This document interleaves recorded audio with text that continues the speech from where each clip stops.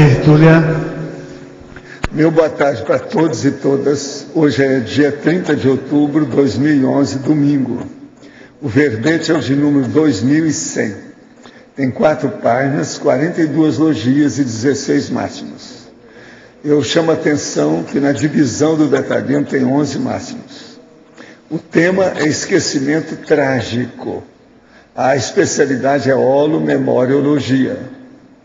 É muito engraçado que hoje eu estou muito satisfeito aqui porque está tudo iluminado, está ao máximo. Né? Está bem diferente do escurinho do cinema de ontem. E a gente está falando sobre esquecimento trágico. Eu não posso esquecer o que aconteceu ontem. Agora, a definição.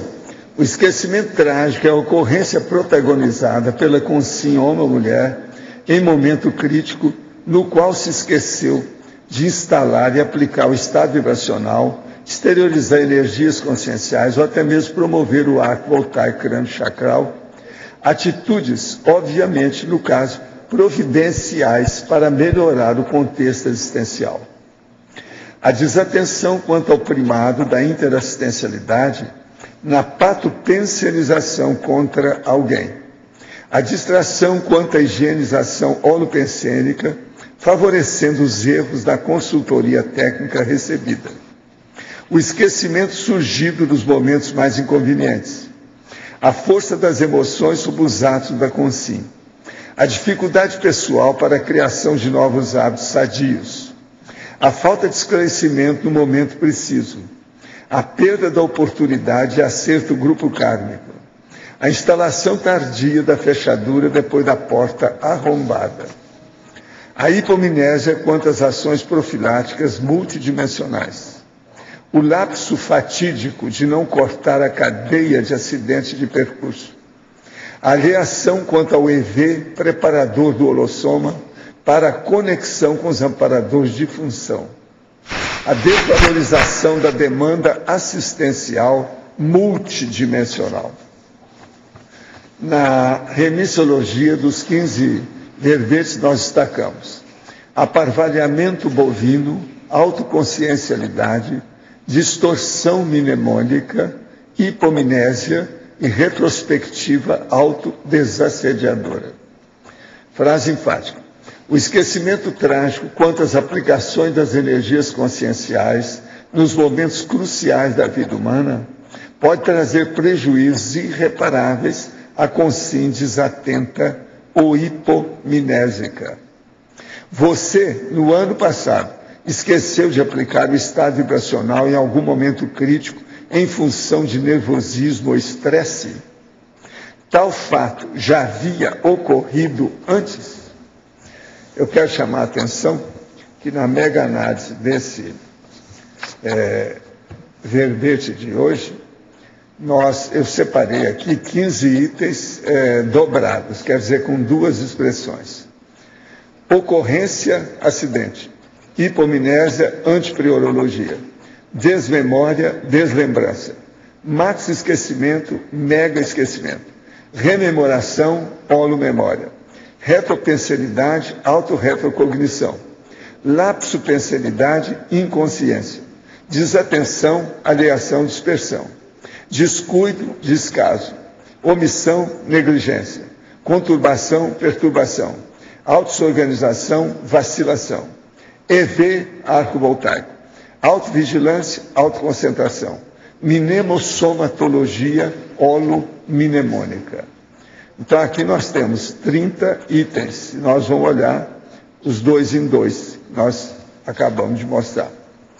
Eu também chamo a atenção de vocês para o outro verbete de apenas 2 páginas que está aí, que a gente está trazendo hoje, que é domingo, sob a auto-mega-traforologia, para vocês lerem e criticar.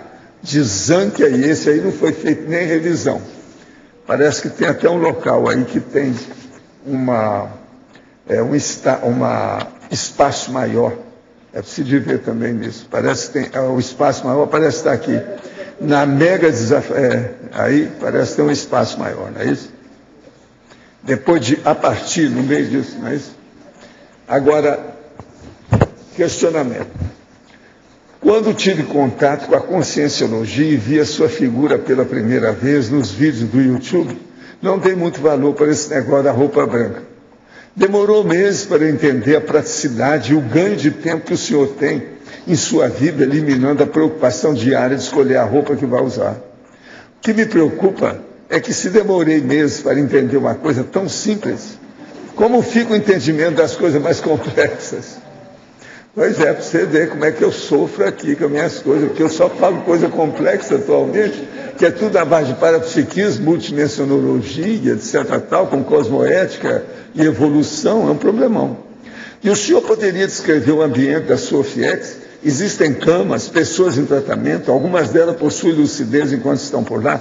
Olha, na OFIEX, o amparador da OFIEX me ajuda muito, como sempre acontece. E o problema é o seguinte, a gente faz um ambiente de acordo com a personalidade.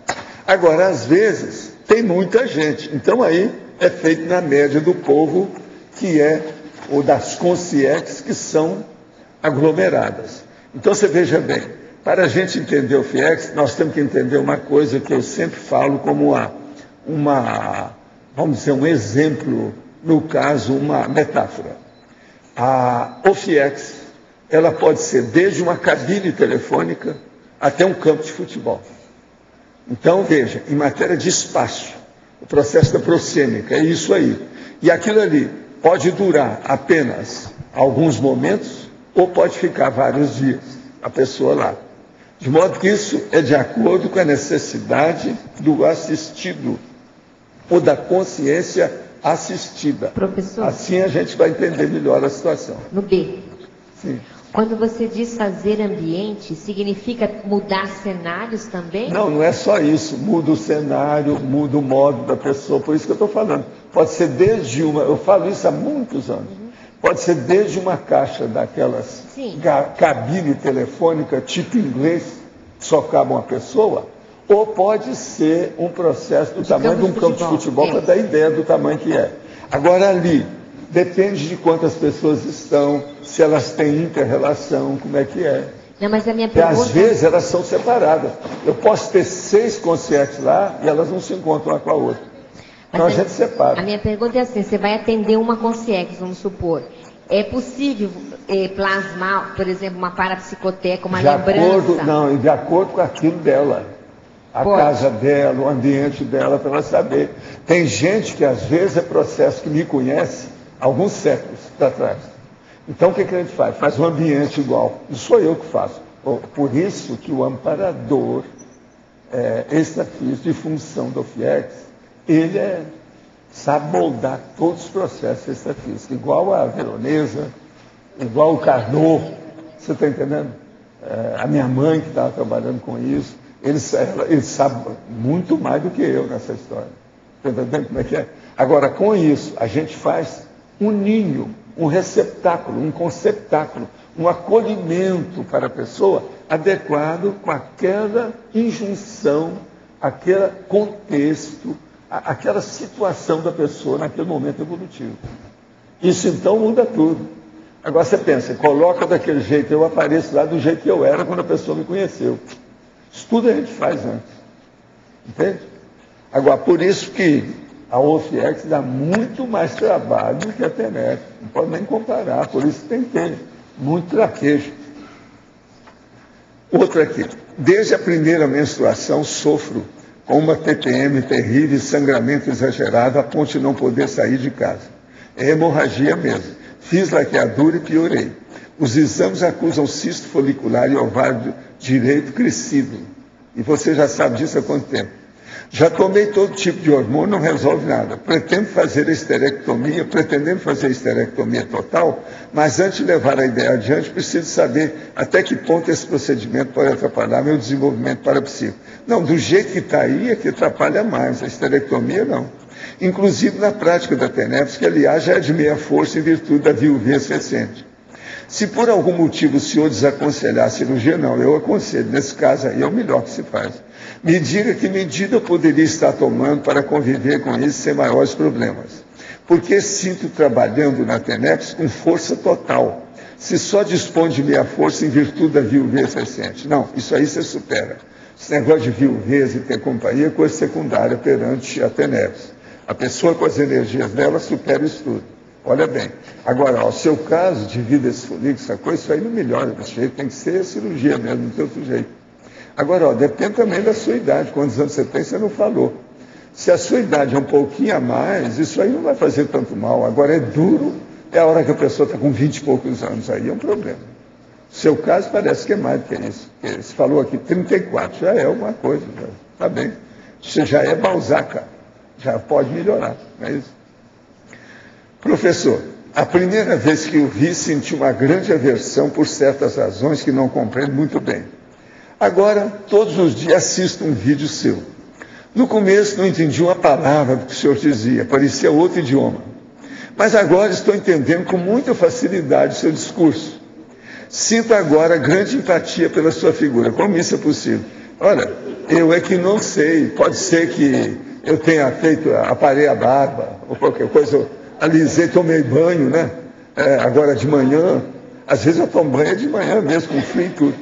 Então, pode ser tenha sido isso, né? Agora, o problema, falando sério, o caso todo é o seguinte. Isso mostra que você tem curso intermissivo e que estava tirando o corpo fora até o momento.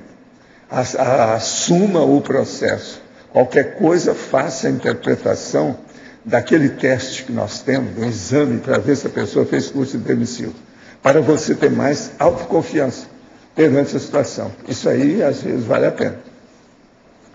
Gostaria de saber qual a melhor maneira de um jovem lidar com a programação do final da semana, quando a maioria dos jovens prefere optar pelas noitadas, álcool e promiscuidade. Em termos de prioridade evolutiva, qual a melhor escolha sem se isolar do meio social? Você falou que é a maioria, tem uma minoria que não é disso. Procura essa minoria que é melhor, que quer entender as coisas da vida, etc., crescer, então vale a pena. Vivo em constante situação de medo e pânico em função das situações das minhas empresas. Estive no curso do professor Mário e ele me olhou sem eu falar nada e perguntou se eu estava com medo. Disse que sim e ele respondeu que passaria. Não entendi se seria só naquele momento ou mais adiante. Pensei em parar com tudo e assumir as consequências, mas no mesmo tempo sempre acho que vão resolver todos esses problemas. Estou pensando corretamente? Eu acho que você deve se firmar. Isso é uma senhora que está falando aqui.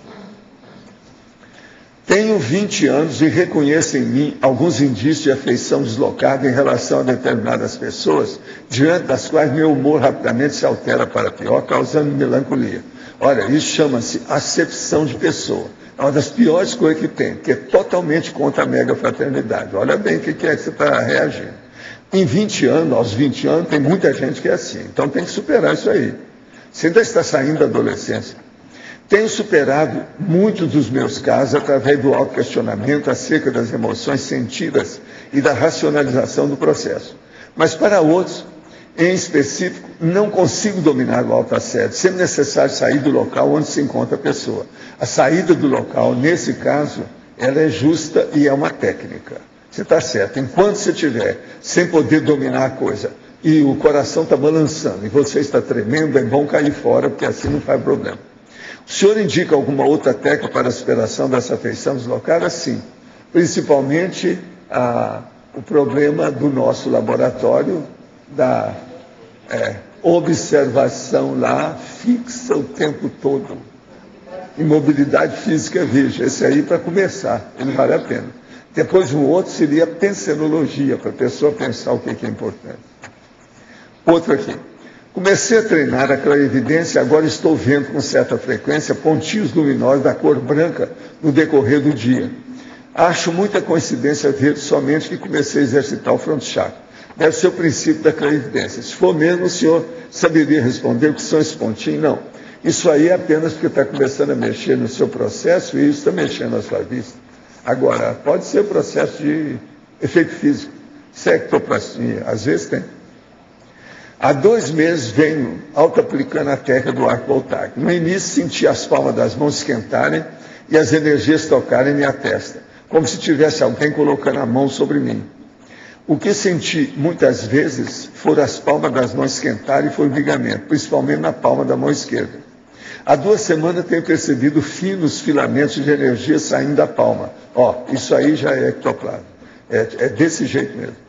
E da palma direita, da mão direita. E um aumento da esterilização de energia através delas, a ponto de ter de controlá-las para não se movimentarem demais.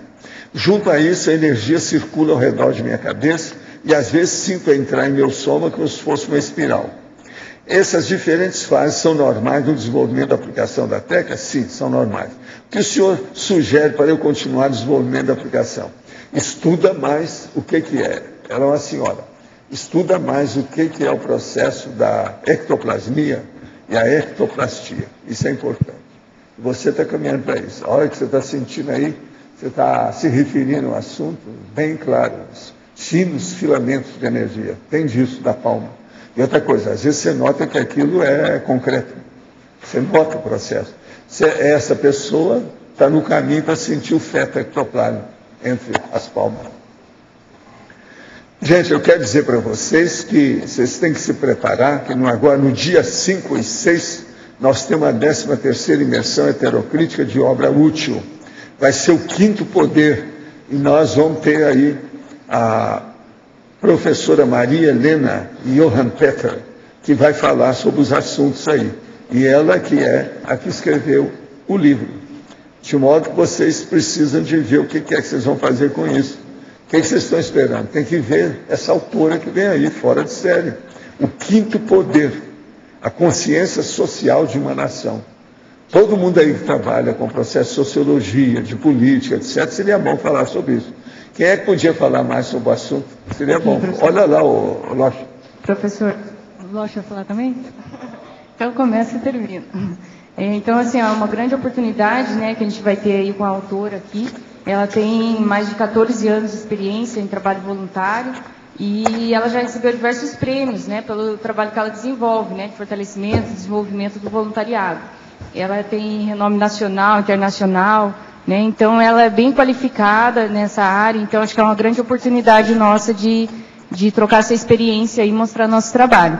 E também hoje a gente vai estar com um mutirão de inscrição para o curso, tá, que é o final de semana que vem, então vai estar com preço promocional de 130. Tá? As inscrições hoje. Então, se é que a recepção vai estar aberta até às 19 horas, então fica o convite aí de vocês qualificarem o voluntariado, que é a base da nossa ProEx, né?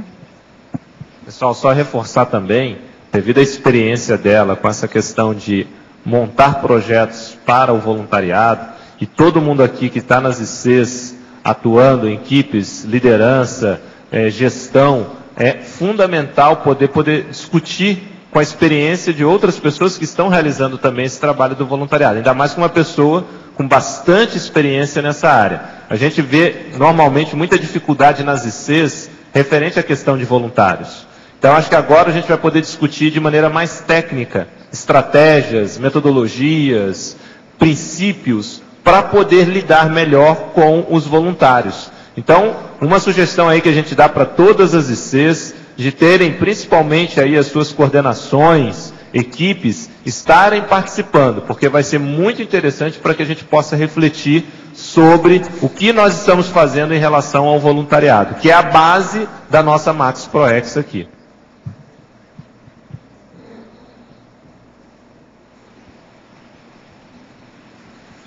Voltando ao esquecimento trágico, vocês esqueceram uma coisa? Está tudo bem? Pode falar. Letra B aqui, página 33, professor. Codicologia. Os atos corruptores do Código Pessoal de Cosmoética. Eu tenho uma noção, mas eu penso que é um pouco. Eu gostaria que o senhor ampliasse diminuísse o caso todo aqui é o seguinte. A pessoa, por exemplo, ela faz o Código Pessoal de Cosmoética e segue com aquilo apenas teoricamente, mas ela não procura vivenciar as alíneas e artigos do código que ela criou. Então ela deixa em casa o código e vai viver a vida dela do jeito que era antes. Então isso não resolve nada. Quer dizer que são atos corruptores do Código Pessoal de Cosmoética. Isso até um certo ponto não é só esquecimento, é mais do que esquecimento trágico, né? Essas coisas existem. Então se a gente faz um código, é para seguir, é para obedecer, é para fazer uma força de se obrigar a cumprir aquilo. Esse é que é o que nós estamos chamando a atenção aí no caso aí. Obrigado. Sr. Valdo. Na página 33, na binomiologia, você destaca 2 binômios, que é mãe, filho adulto e pai, filho adulto. Qual que é a relação com o tema esquecimento trágico? Isso está onde aí que você falou? Binomiologia, página 33, na segunda linha. Binômio, mãe e filho. É o binômio. Isso. O binômio, qual que é que você está querendo? Mãe, filho adulto e pai, filho adulto. Pois é, o problema todo aqui é o seguinte, é o problema que a pessoa precisa de ter uma interação. Então, por exemplo, a mãe, às vezes, fica muito presa ao filho. E o pai, às vezes, pode ficar também preso ao filho ou à filha. Então, é muito importante a pessoa ver como é o relacionamento de filho com pai ou filha com a mãe, etc. Tal. Que nível que é que mantém isso aí? Então, esse binômio, mãe, filho adulto, e binômio, pai, filho adulto, é muito importante. Agora, o filho adulto aqui que nós estamos chamando é aquela pessoa que já chegou num processo adulto. Então, ali já deve ter havido alguma concórdia, algum interrelacionamento positivo, tudo já sentou, a pessoa já foi criada pelo pai e a mãe. E outra coisa, um filho não pode brigar nem com a mãe nem com o pai. Ele não pode esquecer disso. Entendeu? Sr. Valdo, porque quando eu estava lendo esse verbete, eu pensei muito na relação grupocármica. Que eu, pelo menos, eu tenho mais uma tendência de ter esse esquecimento trágico quando eu estou com a minha família. Né? Quer dizer, a dificuldade de fazer pares até com quem a gente conhece, com quem a gente tem, às vezes, mais afinidade, que é com o grupo kármico, com mãe, com pai. Pois é, mas agora sempre é importante pensar nisso. Né? A gente já começa essa vida devendo. E eu não estou falando em dinheiro, mas devendo a própria vida, para a mãe e para o pai. Entendeu? Então é uma coisa que a gente tem que ter gratidão para esse povo, porque ofereceu a vida. Pior é a mãe, que você passou por dentro do corpo dela e apareceu aqui. Todo mundo fez isso. Quer dizer, é um prodígio. Parece uma caixa mágica. Né? Pensem nisso, o processo como é que é. Aquela caixa mágica que abre, faz isso. O negócio aí. Dar a luz é um processo de caixa mágica. É um negócio sério. A mulher é uma mandraca. Quer dizer, o mandreque. Ela é feiticeira. Ela faz milagres, ou prodígios. Mas fala. Professor, e quando há esse esquecimento por parte do filho ou filha em relação à mãe, qual atitude que a gente, como mãe, deve ter? No sentido a mãe deve entender e ver que o filho está começando a falhar. Então, observar outras coisas. Agora, o ideal é anotar. E quando chegar uma oportunidade adequada, no lugar adequado, com as palavras adequadas, na hora certa, que o negócio todo, ela falar. Porque mãe e pai têm que ser eternos professores dos filhos, né? E outra coisa, professores exemplaristas. A coisa mais séria é o exemplo do pai e da mãe. É por aí que tudo muda. Entendi. A filha segue muito os exemplos da mãe. O filho segue muito os exemplos do pai. Isso tudo tem que olhar. Isso pesa na balança. Está claro?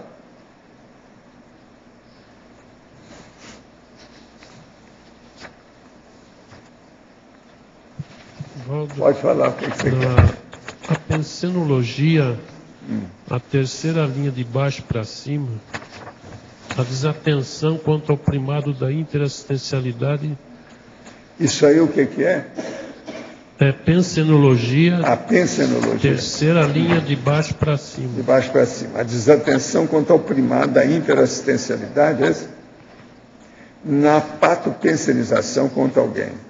O problema é o seguinte, a gente tem que ter o primado da interassistencialidade. Ou seja, tudo que você vai fazer tem que ter uma assistência aos outros. Agora, Quando tem a patopensenização, quer dizer, uma pensenidade, um pensamento patológico, doentio contra alguém, a pessoa, às vezes, está desatenta a isso. Ela esqueceu da interassistencialidade. Então, nós não devemos esquecer que a gente deve fazer assistencialidade o tempo todo.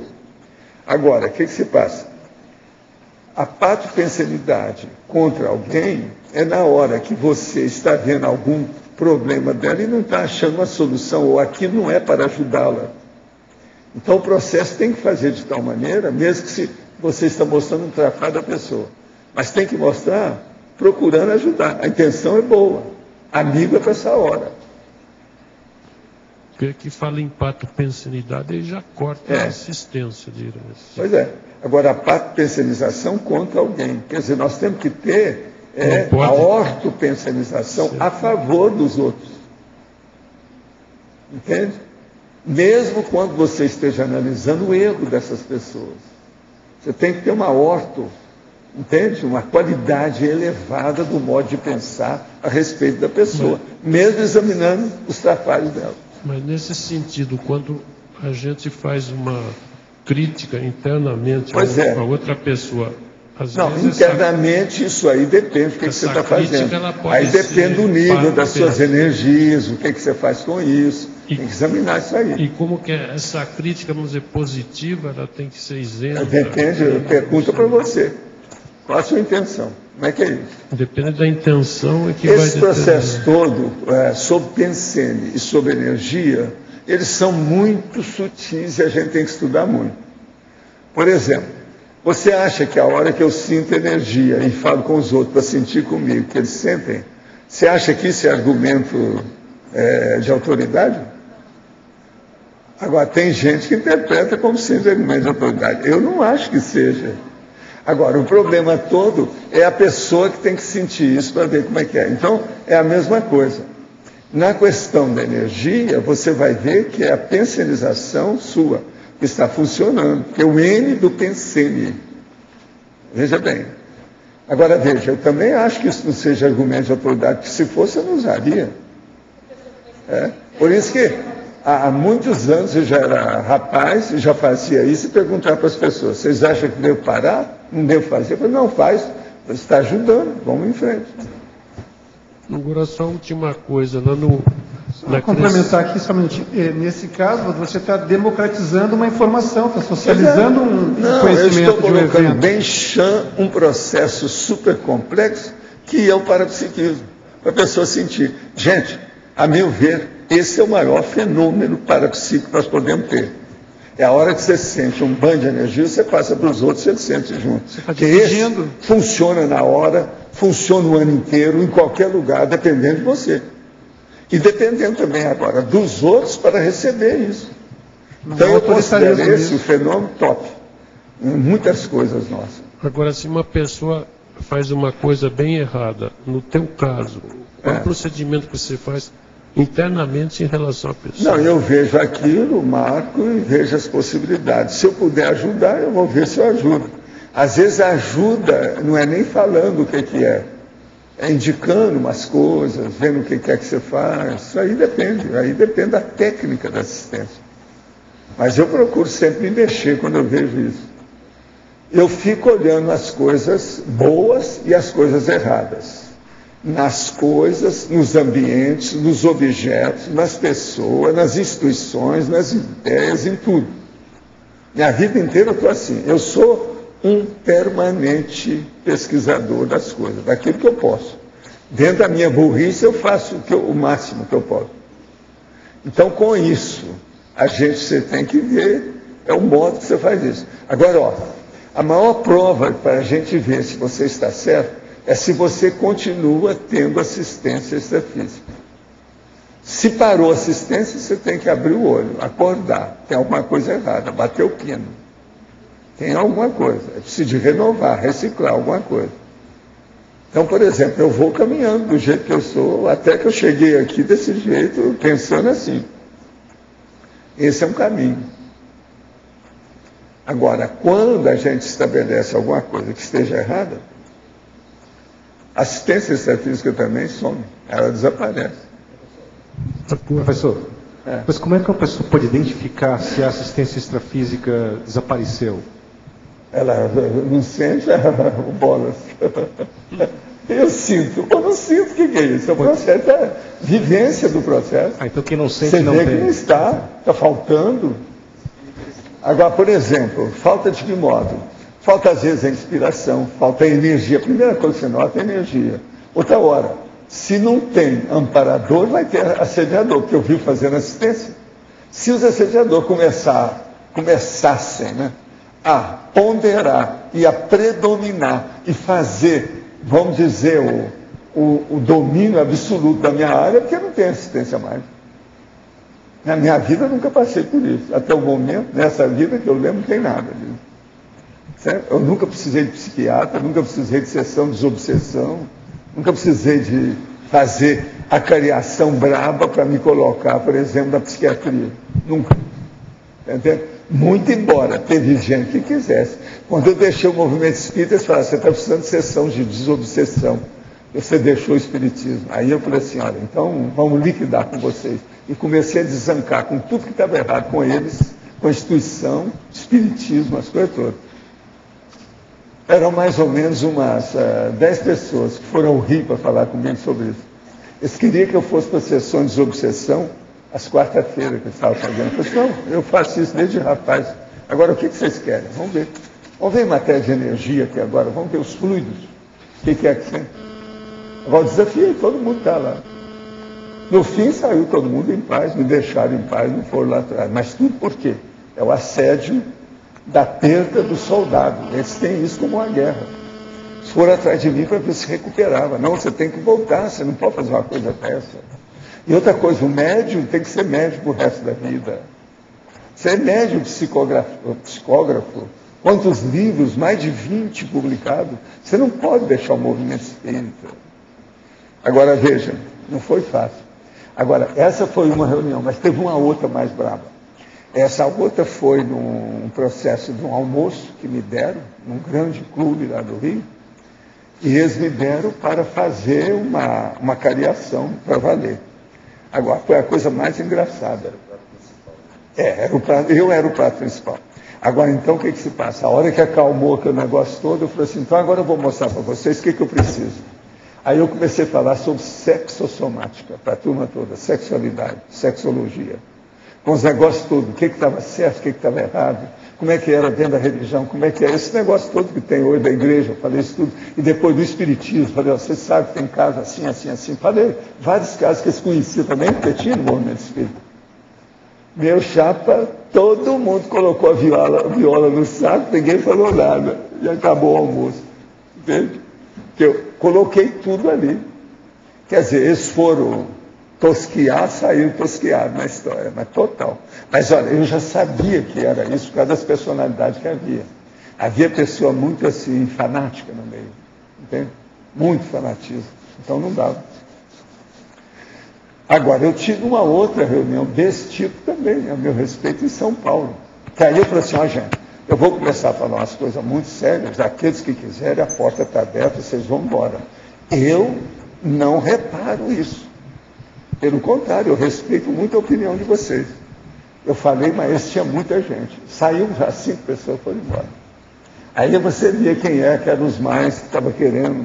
Mas gente, às vezes tinha gente moça que não entendia nada, que era muito jejum, não entende como é que é, era um problema. Quando tem muita gente assim, para você explicar um caso mais complexo, é difícil. Devido ao processo da variação do nível de entendimento do povo, é muita gente sem traquejo nenhum, sem experiência, né? Sem maturidade. Eu já passei por isso tudo. Nesse caso, o pessoal que veio do Rio, tinha aí alguém com objetivo de assistência, ou era mais a questão de doutrina mesmo, que estavam muito preocupados? Era só para me doutrinar. Agora, eu virei para eles, foi a primeira vez que eu falei mais sério nisso. Depois eu fiz uma carta aberta aos espíritos, que eu falei lá. Senhora, a primeira coisa, o Espiritismo precisava de refazer tudo, e fazer um livro chamado Princípios do Espiritismo, e colocar tudo que tem para liquidar com as bobagens de fanatismo religioso que está aí dentro. Então comecei a falar para eles. Teve um homem que até depois dessa conversa, depois que eu fiz a carta aberta aos espíritos, ele tentou fazer alguma coisa de livro, mas não fez tudo do jeito que eu falei, não. Ele não encontrou o ambiente. Tem que encontrar ambiente. Ou a pessoa fica a favor dele ou fica contra. O Espiritismo não excomunga você, mas te dá o gelo. Na minha terra, gelo e excomunhão é a mesma coisa. Né? Se deixa para lá, é a mesma coisa. Não, vamos gelar essa pessoa. Deixa. Isso aí é tipo o congelamento. Então, a pessoa lá dentro ou era a favor daquilo ou está fora. Então, há um problema dogmático muito sério no Espiritismo também, igual na Igreja Católica. Professor, na fatologia, sim, na primeira página, a terceira linha de baixo para cima, a perda da oportunidade de acerto grupo kármico. Queria colocar para o senhor o seguinte, dentro desse acerto até no grupo familiar, a oportunidade, por exemplo, essas ocasiões que ainda são comemoradas pelo grupo nosso anterior, Natal, Ano Novo, é uma oportunidade de acerto. Mas quando a gente observa que há comportamentos que não são mais condizentes com o que o modo pensei nosso, né? Então, se afastar seria uma atitude anti-assistencial? Aí depende do contexto, tem que examinar, né? Qual a relação sua com aquele povo? Quantos são? O que fazem? Como é que é o holopensênio da situação? Isso aí a pessoa tem que decidir. É difícil dar opinião assim generalizada, não dá. Na hipótese da dúvida, é o melhor permanecer e tentar fazer o melhor possível? O melhor é estar lá e procurar ajudar, ver o lado melhor de todo mundo. Exalta esse lado melhor. Não entrar no contexto. Destaca os trafós do povo. É o melhor que faz. Às vezes é o jeito. Entendi. E esperar uma outra oportunidade. Usando aquele princípio que o senhor coloca na interespecialidade dos males e menores. Dos males e menores. Ou então aquele que enxerga mais vai assistir o outro, né?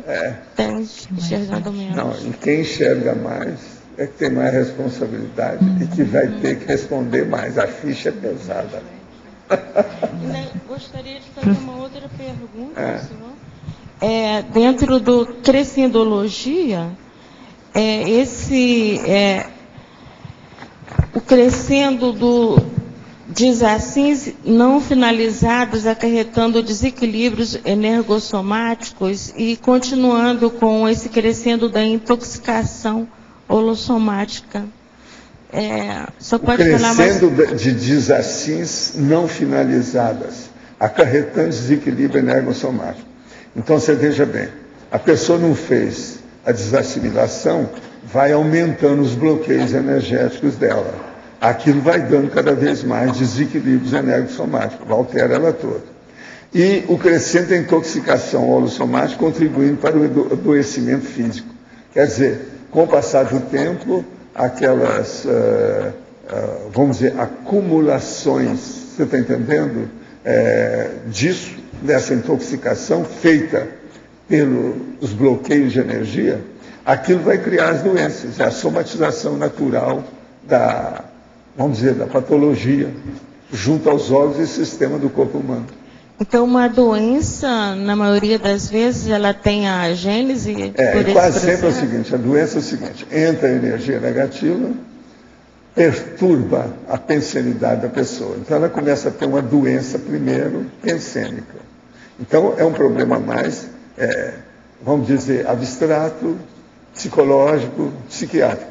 Agora, com o passar do tempo, aquela, vamos dizer, intoxicação cada vez mais profunda dos bloqueios energéticos, cria um processo físico no órgão ou no sistema que a pessoa tem mais frágil.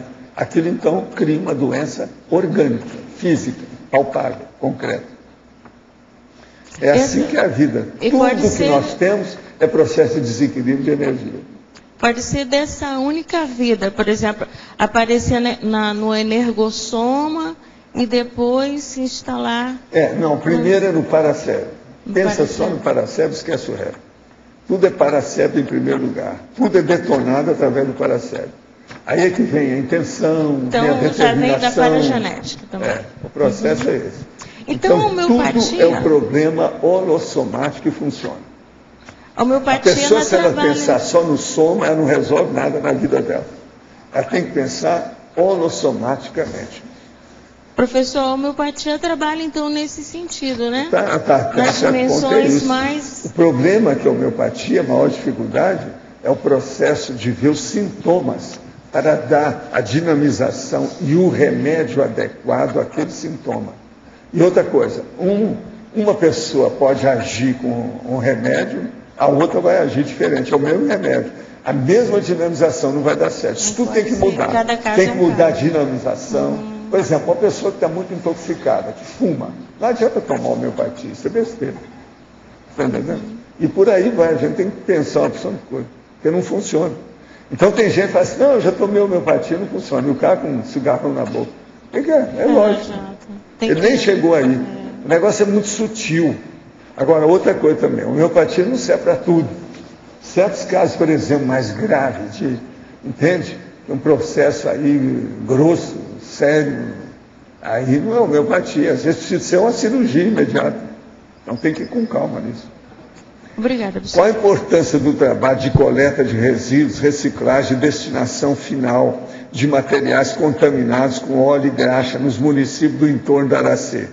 Auxilia na reurbanização? Por favor, expanda o assunto. Não há dúvida, vale a pena você, que é um empresário nesse setor, colocar o serviço em andamento. Você sempre vai ajudar demais.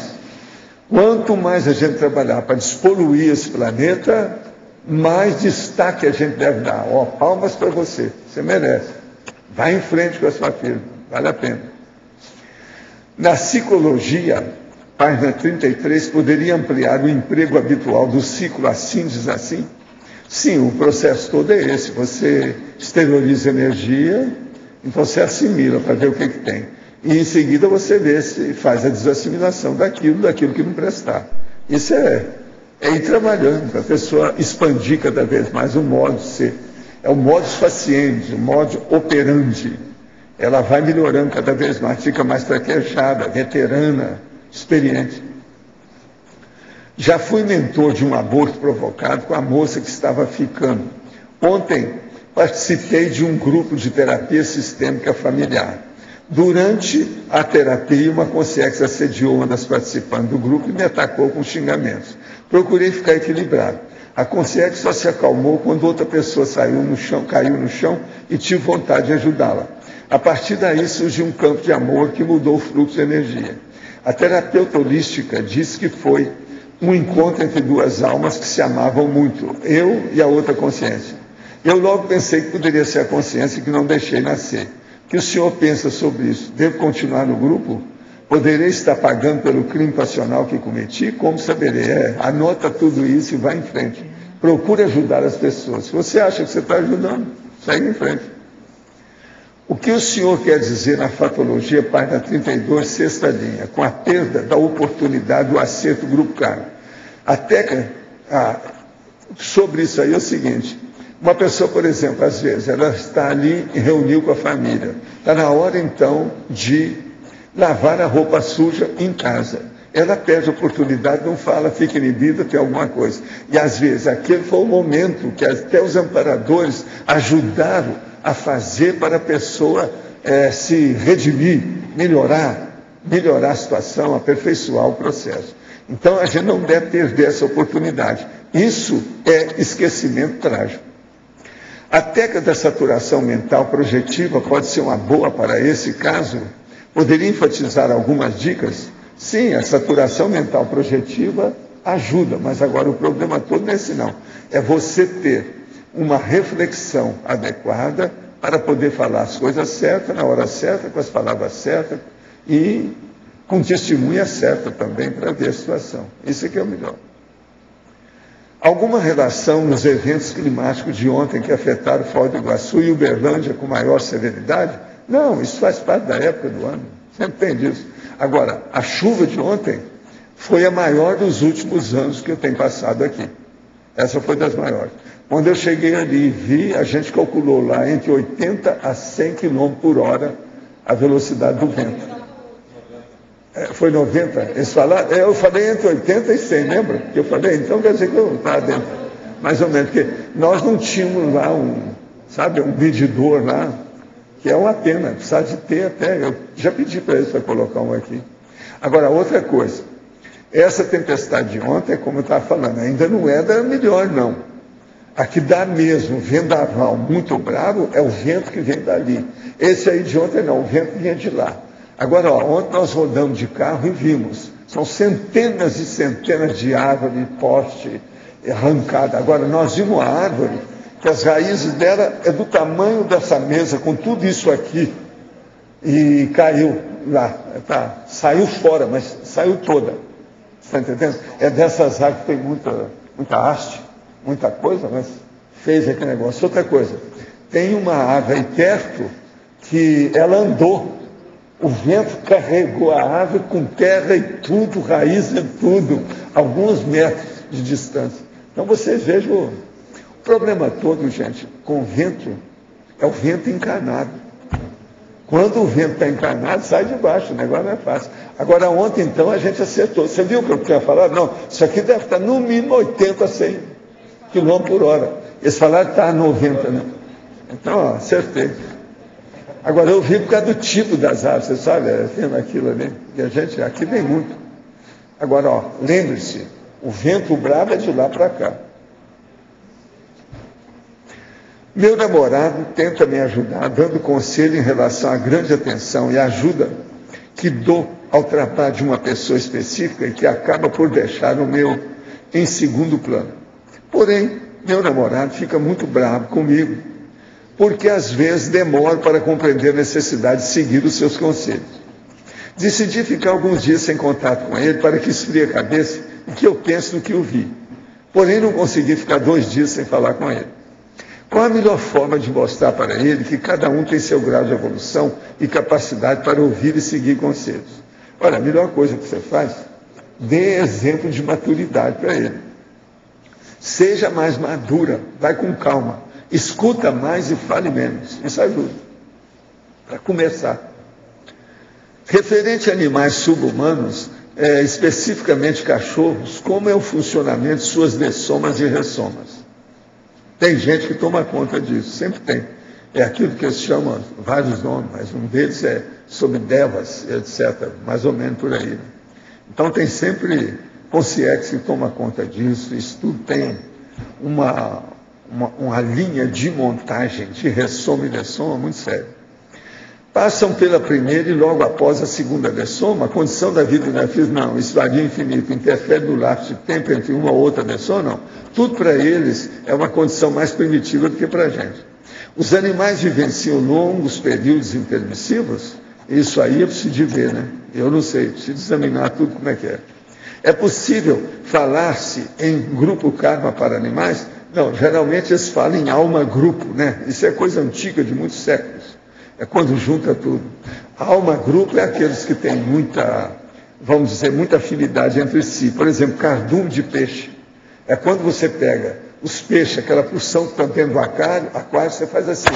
Todo mundo passa para cá, os peixes todos. Depois você vai, ele vira para cá. Isso tudo é que eles chamam que é o processo. É como se fosse um regimento que estivesse com o passo acertado o tempo todo. É a reação natural deles. Agora, um cachorro que dessomou no convívio de uma família pode ressomar para o convívio com essa mesma família? Pode. E esse cachorro pode ficar dentro da casa, às vezes, durante anos. Tudo isso eu já vi. E muitas pessoas que eu já conheci também, que são técnicas no assunto. A influência de evolução nas relações entre humanos e animais é lógico que tem, porque tudo é princípio consciencial. O evoluciólogo, ele atende princípios conscienciais, a começar do princípio consciencial hominal, do homem, que é eu, você, etc. Tenho amigos super assistenciais e positivos, porém sem abertismo para as ideias da conscienciologia. Por que mesmo com tais trafores, algumas consciências não fazem o curso intermissivo? Pergunta para eles o que eles têm, olha os trafores que a pessoa tem. Poderia ter só trafor, não adianta, tem que ver também os trafores, para ver se equilibra. Como poderia esclarecer esse paradoxo? Qual o ponto diferencial para a entrada no curso intermissivo? É bom fazer o teste. Tem o teste aí, é só você pegar o www que você fez aí, o site, você vai ver o que é. O www, porque o povo às vezes fala para mim, não, o www, Valdo. Então você vê 3 endereços, tudo no mesmo lugar. Professor, Aqui na... Quem é? São 4, 5. Quem é que tá? Quem é que é? As moças primeiro. Até você, não, é a Nath Capitânia primeiro. Professor, na página 35, na questionologia, lá no final, a primeira pergunta, eu tenho duas questões. Por que aqui o senhor colocou no ano passado? Por que o senhor deu esse tempo? E no final, por que o senhor colocou em função do nervosismo ou estresse? Por que o senhor colocou a questão... acontece mais, né? Por exemplo, nós estamos já no mês de outubro, o último dia. Amanhã já é dia 1º. Depois de amanhã já é dia dos mortos. É hora da gente começar já a pensar o que nós fizemos no ano anterior, porque daqui a pouco termina esse ano. Até janeiro, daqui 2 meses, nós temos que falar já do ano anterior, que é esse que nós estamos vivendo. Então, é isso. Outra coisa, nervosismo e estresse é a coisa que acontece mais por aí afora. A gente tem que pôr aquilo que é o mais comum. Que o senhor deu um peso, né, na pergunta, né? Colocou nervosismo ou estresse. Você, no ano passado, se esqueceu de aplicar o estado vibracional em algum momento crítico, em função de nervosismo ou estresse? Bolas. Está bem na cara. Está bem na cara? Eu estou alfinetando o leitor e a leitora. Agora, o pior é a segunda alfinetada. Tal fato já havia ocorrido antes? Tá repetindo. Com isso, a pessoa vai fazer o diagnóstico. Não, realmente, eu tive um negócio desse. Quer dizer, então, que eu ainda estou com hipomnésia. Eu estou falando, é aquela hipomnésia séria. Não é aquilo que a pessoa sai para ir à cozinha e ela esqueceu de levar o prato. Não, isso é coisa boa. Eu estou falando é um negócio mais sério. Na hora que a pessoa precisava dispor um negócio da outra lá, em matéria do negócio, a decisão de uma empresa, alguma coisa, a pessoa esqueceu. Isso aí é terrível. E às vezes tem aquela pessoa que até lembra que tem uma coisa, mas já não lembra o quê, não sabe a palavra mais. Isso tudo é o branco mental bravo, sério.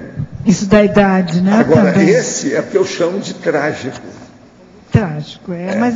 E aqui, não é o piquenique trágico, aqui é o esquecimento trágico, é um negócio mais sério. Tá ok, muito obrigada. Valdo, então... Eu acho que é você. Agora, não, primeiro as leis. O meu é no dicionário, no verbete do dicionário. Como é que é? Esse aqui? Sim. O senhor podia falar na traforotecologia, o número 5, auto-holocarmologia. A auto-holocarmologia, o que eu quero dizer aqui é o seguinte: holokarma quer dizer, é o ego-karma, o grupo-karma e o polikarma. Aqui, então, é a auto-holocarmologia, da pessoa inteira. Então, a primeira coisa, a pessoa entra nisso para depois ela saber e começar a viver e fazer, vamos dizer, o patrocínio total de tudo que ela faz dentro da policarmalidade. Isso, então, é a omni-interassistencialidade pessoal. Eu estou dando aqui um verdadeiro, vamos dizer assim, resumo, uma síntese do processo. Então, é você ver a interassistencialidade em tudo que você faz. Agora, tudo, esse tudo é terrível, é a tudologia. Agora, segundo a Cris, ela estava achando que o que ela vai trabalhar é o 6, auto-inconflitologia, que é a ortopensenologia pessoal. A Cris é que estava falando na hora que ela deu, eu perguntei para ela. Ela falou, não, o meu é o 6, esse que eu vou atacar em primeiro lugar. Quer dizer, cada um aí vocês têm que ver qual que é o... Tem uns aí que já sabem tudo, não precisa ser o primeiro, que já dominou vários, não é isso? Sei lá, né? Sei lá, entende? É preciso ver quem é que já está como evoluciólogo aí, se ele não, a gente não sabe bem. Agora, eu chamo a atenção aqui para vocês, se eu puder ler, é o seguinte: legadologia. A propósito, se fosse dessomar agora, esse seria o legado melhor que dispõe para deixar aos colegas intermissivistas nessa dimensão. Todavia, não indica, tudo indica que não é a hora. Fica para outra ocasião. Agora, veja, de tudo que eu escrevi, eu acho que essas 2 páginas são as mais sérias que eu já escrevi. De tudo que eu escrevi. E olha que eu tenho mais de 50 livros já publicados. Entendeu? Fora a enciclopédia, junto com a turma aí, que são 109 junto comigo, que nós já temos 9 livrões. Se você tirar, como aquele cara está querendo tirar, tira todos os espaços em branco, aquilo que está repetido, você ainda tem pelo menos uns 5 volumes, bem sério. De modo que, com tudo isso que eu escrevi, milhares e milhares de palavras, tudo isso, eu acho que esse ponto aqui é o mais sério. E isso é da minha maturidade. É a hora que eu estou chegando aos 80 anos, eu estou escrevendo uma coisa de bisavô para os netos, bisnetos, ou tetravô para o tetraneto. Mas é agora. Por quê? Esses 15 elementos aqui é aquilo que eu vivo falando para vocês. Só que tem que esse aqui, ele está recheado, está mais sério, mais bravo. De modo que vale a pena pensar. Professor. Na questão da doença, aí se tem 3 coisas: genética, paragenética e os cuidados que se tem que ter nessa vida. Como é que funciona a coisa? Porque a doença é um problema de desequilíbrio energético. É uma coisa para a pessoa fazer o tempo todo, né? Se ela puder. Eu praticamente vivo com EV o tempo todo. Entende? Agora o ideal seria fazer EV com a respiração, sem parar. EV integral. Aí vai bater as suas 40 manobras lá. As prevenções também, os cuidados de preventivos você tem que ter junto. Tem que examinar tudo, né? Ver como é que faz. E tem muita coisa que chega lá no médico e fala, não, isso aí deve ser genético. Eles nem falam o que é, mas deve ser genético. E tem coisa que é da paragenética. Mas aí, você tomando cuidado nessa vida, você pode até superar problema paragenético, genético. Pode, sempre. Complementando, professor. Número 2 aí, anota para mim, o número 2 desse nosso amigo, porque ele deve aparecer, esse autor deve aparecer aqui, que é uma pessoa que vai trazer. Então eu quero ver pelo menos um livro dele, porque eu procurei na holoteca, não tem. Professor, só complementando essa questão do Arlindo, quando o desperto chega com o EV, com a segunda natureza, isso já não acontece mais para ele esse esquecimento trágico. O foco é interassistencial. É nesse sentido, ele está sempre pensando em interassistencialidade. Ele é uma máquina de assistência. E acabou, fim de papo. Agora, veja, fim de papo em termos. Por quê?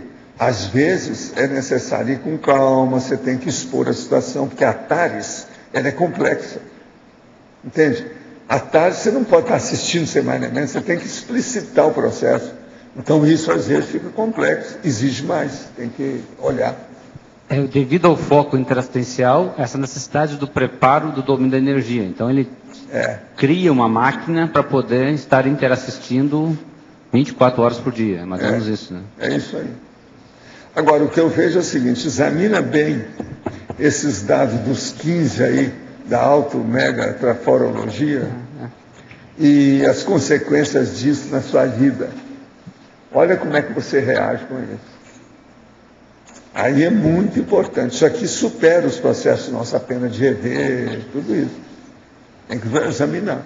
Por isso que é que eu dei o processo aqui na base do ano, do século e do milênio.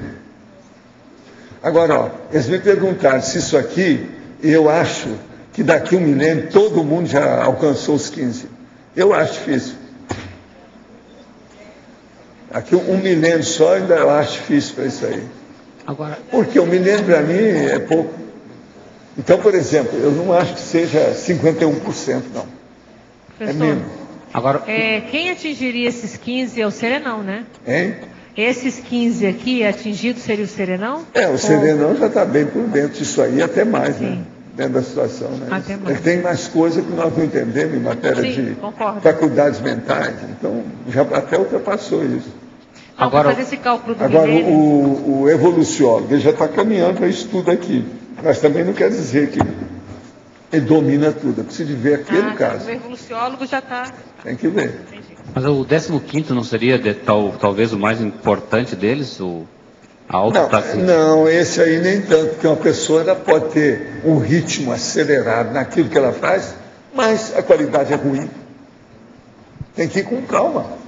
Tem que ver a qualificação disso. Então, a parageneticologia, querendo ou não, no fim, ela tem que melhorar tudo mesmo. Entende? Mas eu não acho. É difícil aqui. Agora aí, depende do temperamento da pessoa. É o perfil da pessoa. a ficha evolutiva dela para ver o que a pessoa precisa mais aqui. Uma outra coisa, vocês não se enganem pensando que um seja igual ao outro, que não é. Há aproximações simples, mas há distinções evidentes. Se a pessoa pegar um e olhar com o outro e pensar que está igual, ela está errada em alguma coisa.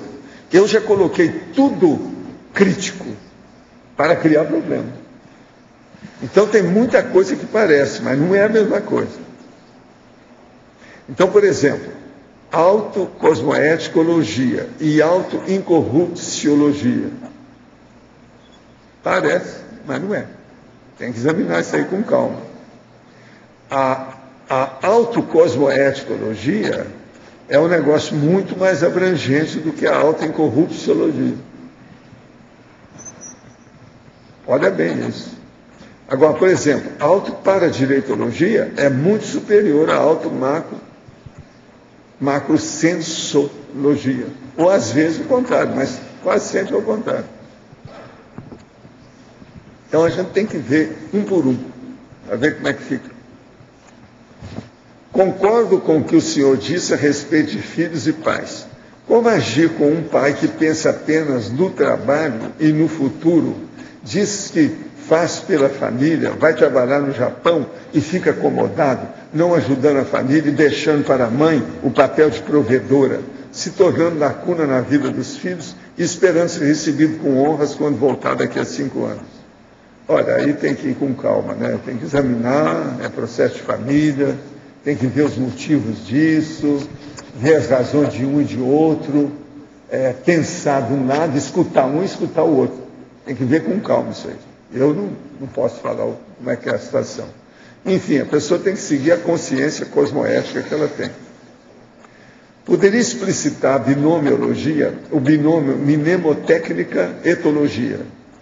Mnemotécnica quer dizer, é a técnica de você conservar a memória lúcida e de elefante o tempo todo, se for possível. E a etologia é o comportamento. Então, veja, você tem uma memória boa em todas as suas manifestações, em toda a sua conduta, suas posturas, seu modo de ser. O quarto binômio, distorção mnemônica pessoal, distorção mnemônica grupal. Aí é quando há um distúrbio da memória só da pessoa. E às vezes pode ser um distúrbio mnemônico do grupo inteiro. Então isso tudo tem que ser também analisado para ver como é que faz a situação. Graças. O item do polinômio mnemônico, compreender, adquirir, conservar e lembrar. Compreender é a pessoa entender aquilo que está sendo focado. Adquirir é a hora que ela assume o processo. Ela assimilou, muito mais do que compreender, ela assimilou. Conservar é a hora que ela fixa, é a hora que ela reteve na memória.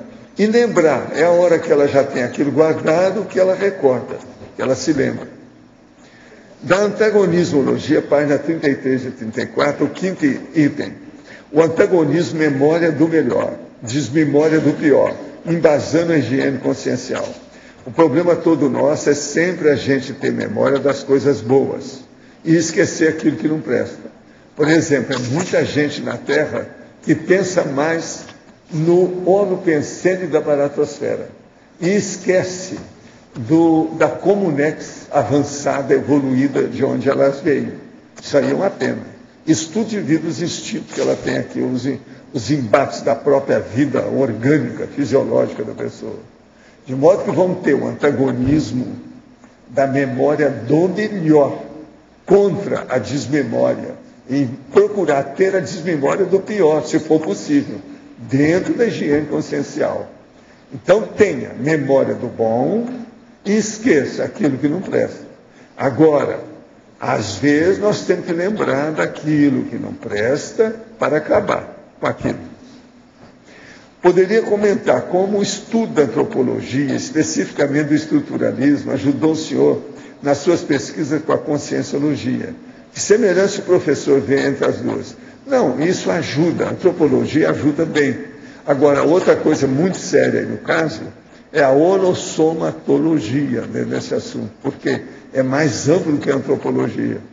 A somatologia, que é o estudo do corpo, que a antropologia é muita coisa baseada nisso, ela ainda é pequena perante a holossomatologia. Então pensa nisso, o negócio é mais amplo.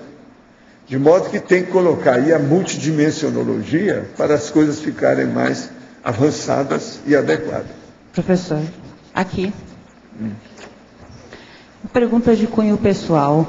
Ontem, a Nicole, ela mora em Porto Alegre, está com 21, está acompanhando, ajudando a mãe lá na escola, ajudando a mãe, agora vai lançar um livro, ela está ajudando lá na publicação, está tudo acertado, está fazendo federal, está no 2º ano. Normalmente ela não sai, tem lá o companheiro dela de uns 2 anos, e ontem ela foi no aniversário, numa discoteca, junto com uma amiga, e aquele globo que fica girando em cima, caiu em cima delas. Machucou as três foram para o pronto-socorro, fizeram uma série de radiografias, a gente acompanhou, ficou a noite inteira acompanhando. Machucou muito ela? Pegou as costas e aproximou um pouco a C4, né? Aproximou a C4 da C5, não sei se é isso, Pedro, está correto? Você precisa examinar com calma, então. É processo de coluna, não se brinca. Pois é, ela fez... Quer dizer que então tinha um peso que bateu na cabeça dela. Pegou. Foi o que aconteceu comigo com o acidente. Eu perdi 4 centímetros de estatura. Eu era mais alto. Pois é. Agora, eu fico perguntando assim, a gente acompanhou, está todo mundo acompanhando, a minha família também está lá, tem médicos, a gente está cuidando, mas eu fico perguntando, aparentemente a vida dela estava sentada, não foi nada provocado, ela não tem assim esse dia a dia mais agitado, da gurizada, de sair... Isso aí é um acidente de percurso bravo, né? Pois é. Tem que examinar daqui para frente como é que ela está. Uma outra coisa, ela é sensível, ela é parapsíquica, você sabe disso, eu já falei isso há quantos anos, desde pequenininha. Agora, esse ambiente assim, o ambiente lá não devia estar bom. Não, ela já... Isso aí Fala já... com ela para evitar isso. É aquilo que o cara estava falando aqui. Sim. Vocês viram que aqui teve um aqui, ó. Gostaria de saber qual a melhor maneira de um jovem lidar com a programação do final da semana, quando a maioria dos jovens prefere optar pelas noitadas, álcool e promiscuidade. Ele não falou aqui de balada nem de rave. Isso não é pior ainda. Não. Tem que evitar essas coisas. Deve falar isso para ela, vamos ver. Estudo agora, é um alerta. O senhor acha que deve ter relação com o fato da mãe estar lançando um livro lá também, alguma coisa não, desse tipo? Isso é processo dela com a meninada. Isso é processo dela. Isso é problema dela com a meninada. Não, é processo da adolescência. Foi um susto e tanto. A gente vai ficar de olho. Olha, é bom você dar um pulo lá. Vai lá e vê a menina. Ela é fora de série. Examina isso, que esse negócio de coluna tem que tratar na hora. Não pode deixar, porque senão isso aí vai piorando cada vez mais. Outra coisa, se tiver dúvida, escuta uma segunda opinião. Vai lá, faz, põe nos aparelhos, examina tudo direitinho. Ainda mais na idade dela. Tá com tomou atitude. Tá certo? Já está ainda. Ela ainda não tem a biologia toda assentada. Sim. Entende? Cuida da minha menina, tá? Obrigado. Professor. Essa aí eu conheço desde pequenininha. Aqui, na sua frente. Sim. Fiquei com uma dúvida aqui, na página 34, na hominologia, na terceira linha, você coloca o Homo sapiens poliglota. Por que o Homo sapiens poliglota nesse contexto? Olha, você não acha que é importante o poliglota, não? O que é o poliglotismo? É saber várias línguas simultaneamente. Se uma pessoa não tem boa memória, você acha que ela pode ser poliglota? Never, nunca, jamais. Então pensa, é o poliglota. Isso aqui é para o poliglota, então é o poliglota. A pessoa poliglota tem que ter uma boa memória. Se ela falha nisso, ela tem que desistir. Se ela arranjar um idioma, já está ótimo. Outra dúvida aqui na página 33, na binomiologia, não sei se foi falado já, do binômio mãe-filho adulto e o outro binômio pai-filho adulto. Está repetido, né?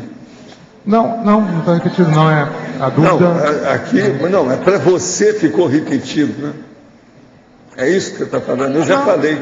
Já falou sobre... tá. Eu não... Eu cheguei tarde. Pois é, não. O que nós estamos dizendo aqui é a relação que tem o filho com o pai, a filha com a mãe, ambos, etc. Tal. Que o filho e a mãe não devem esquecer, o filho e a filha não devem esquecer nunca, que quando ele nasce aqui, ele fica devendo sempre o corpo para a mãe e o pai. E isso é muito importante, ele não pode ter esse esquecimento. Isso é um esquecimento trágico também. A pessoa esqueceu disso. Porque o esquecimento trágico não é só o problema da palavra, é da ideia. Entende? Olha só como é que eu falo. É a ocorrência protagonizada, ocorrência pela consciência, homem ou mulher, em momento crítico, no qual se esqueceu de instalar e aplicar o estado vibracional. Então, é o problema maior que pode ter. Então, perante o pai e a mãe, como é que a pessoa age? Ela esquece disso? Ela tem que fazer. Qual assistência que um filho tem que fazer em primeiro lugar na vida dele? Para a mãe, em segundo lugar para o pai. Que ele deve. Ele tem que ser grato para esse povo. Como é que faz?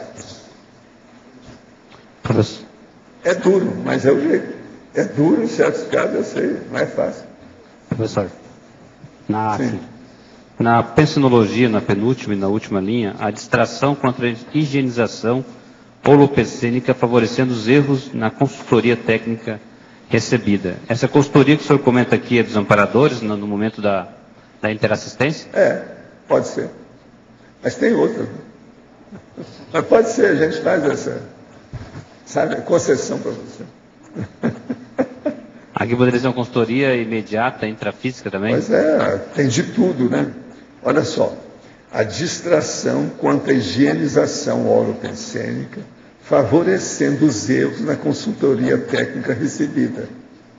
Quer dizer, a pessoa não se preparou para receber uma consultoria. É isso que nós queremos dizer. Tá? Pois é, vai entender errado, vai desviar o processo, entra na desviologia com toda a força. Poderia ser uma Atares muitas vezes aqui. Precisa da gente estar preparado, né, para as coisas de renovação. Não é fácil. Temos que ter. O que mais, né, gente? Professor Valdo. Sim.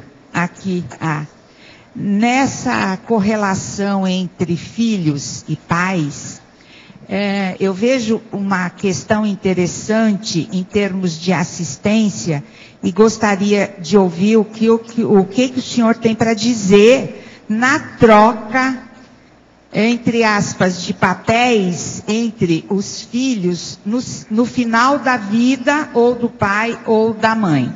Entendeu? Final da vida e início da vida para o filho. Nesta a filha vida não deve mudar nada. É a mesma coisa. O filho e a filha têm que respeitar e ajudar o pai e fazer assistência em primeiro lugar para eles. Sim. Não é para ninguém mais. Por exemplo, você vai falar assim, não, mas vai ter, se ele amanhã tem um filho, vai ser para o filho. Não. Primeiro para o pai, porque esse filho que ele arranjou não teria se o pai e a mãe não tivessem dado um corpo para ele. Então, o que vem primeiro é ele ser filho, para depois ele ser pai. Ou ela ser filha, para depois ser mãe. Isso aí é seríssimo. Em matéria da gente pensar com lógica, né, com racionalidade, de uma maneira cosmoética, dentro da tudologia, da vida da evolução. Obrigada. Quem é que está com o microfone? Tem mais gente aí? Ou todo mundo já, ninguém esqueceu mais nada, todo mundo está lembrando. Alto nível.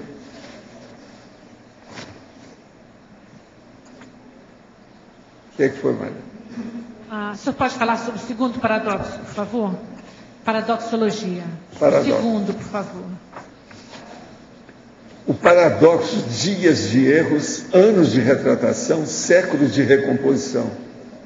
Você já pensou, ó, pensa só isso, em matéria daquela pessoa que é um genocida na guerra. Chegou lá e ele patrocinou a morte de um monte de gente. Ele vai tentar anos para se retratar nas próximas vidas daquele modo. Agora vai ter séculos de recomposição dentro da interpretação grupo kármico. Quanto mais gente, pior a situação. Ele criou problema para todo mundo. Deu um péssimo exemplo. Como é que ele vai limpar esse péssimo exemplo? Isso tudo é o esquecimento da pessoa. Um momento cria um problema.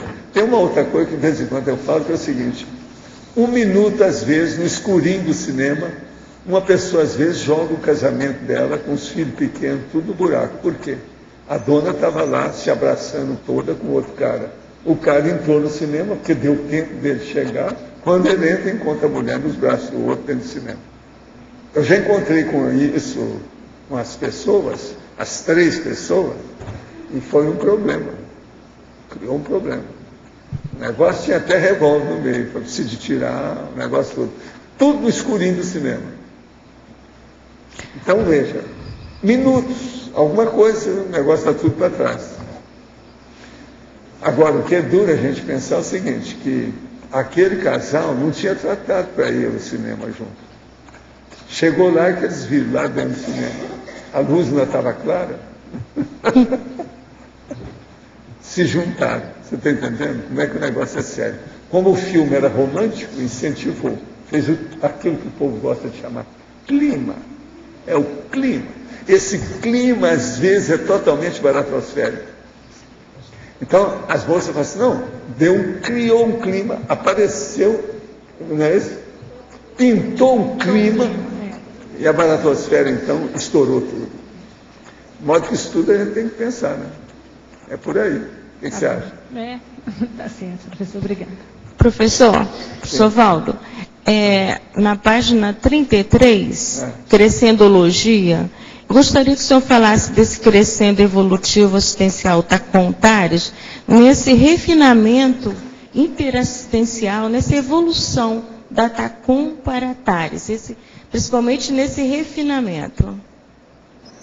Terceiro, crescendo... O crescendo evolutivo interassistencial TACOM-TARES, esse refinamento interligando os dois.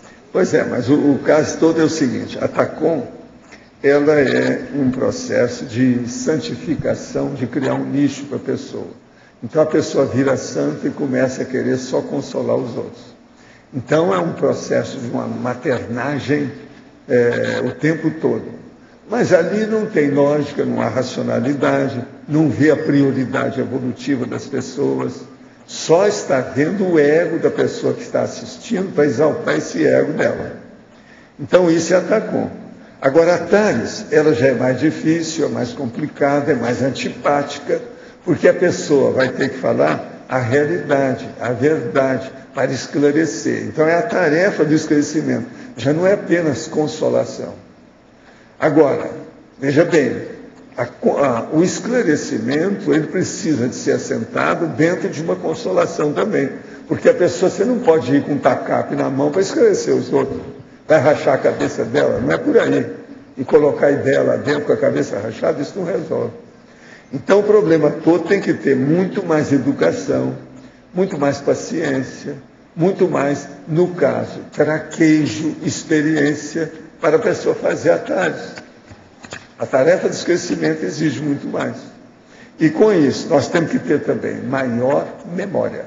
A pessoa não pode esquecer dessas coisas. Como é que fica?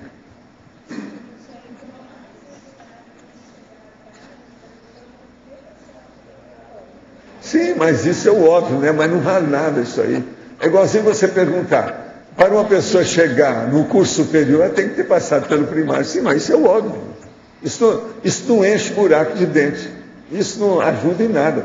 O processo tem que superar essa situação. E outra coisa, a gente nunca vai deixar, dentro desse processo, de praticar a TACOM. Porque tem pessoa que ela chega para você, ela não está preparada para a TARES. Você não pode extrapolar. Isso seria um estupro evolutivo. Você está passando o carro diante dos bois. Você está passando a coisa com antecipação errada. Então é preciso fazer a omissão superavitária, super. Evitar, não. Por agora ainda não está na ponta. Vou esperar outra oportunidade para falar isso aí. Então, a TACOM sempre está na vida da pessoa, não tem jeito. Entende? Mas o que interessa, que predomina, que sobrepaira, que é a cereja do bolo, é a tarefa do esclarecimento, sob a consolação. Então, a dosificação da TARES é uma evolução do aprendizado anterior. Total, não... mas é lógico. É uma evolução, é um progresso, é um desenvolvimento. É um ponto a mais. Tá certo? TACOM é curso pré-maternal. A TARES é curso de doutorado. Você tem uma ideia? Aí a pessoa vai entender. Sim, professor, mas o pré-maternal por causa da consolação. Tudo que é. Que muitas pessoas pulam já para TARES, aí ao invés de fazer TARES, fazem TACAP. Então, a necessidade... Não, mas aí a pessoa que está precisando da assistência. Muita gente que quer fazer assistência, mas que precisa receber mais antes. E nem sempre a pessoa tem chance para isso. Então, a necessidade desse precisa crescendo paulatino, né? Obrigada, professor. Professor Val, aqui na tecnologia, página 33 ainda, o primeiro tópico aqui da tecnologia, técnica dos procedimentos conscienciológicos evolutivos, eu queria saber o conjunto de procedimentos. Toda técnica tem um conjunto de procedimentos. Qual que seria essa técnica, podia aprofundar mais? É a técnica que você está falando? De prioridades conscienciológicas evolutivas. A primeira. O primeiro. A técnica das prioridades conscienciológicas evolutivas. Não, isso é fácil. Pega a enciclopédia e vê tudo que quer que tem em matéria de tecnologia e paratecnologia e problemas de testes e exames. Que você vai ver tudo que nós temos de prioritário. Agora, outra coisa é pegar os verbetes que estão falando sobre priorologia na especialidade. Esse também vai clarear tudo. A priorização. Qual que é a prioridade que a pessoa precisa? Com isso, está tudo ali. Agora, tem que ver, porque é muita coisa que nós já falamos. São dezenas de macetes, técnicas, métodos, testes. Muito sério. O problema todo é ele. Você veja, a maioria dos verbetes são testes. Na hora que eu faço o questionamento no fim, é um verdadeiro teste, que a gente está perguntando para a pessoa. O senhor leu aí hoje, antes de ler esse verbete aqui, o auto-mega traforologia, o senhor leu 15 itens escritos à mão. O senhor poderia repetir aqueles itens, por favor? 15, vamos muito bem.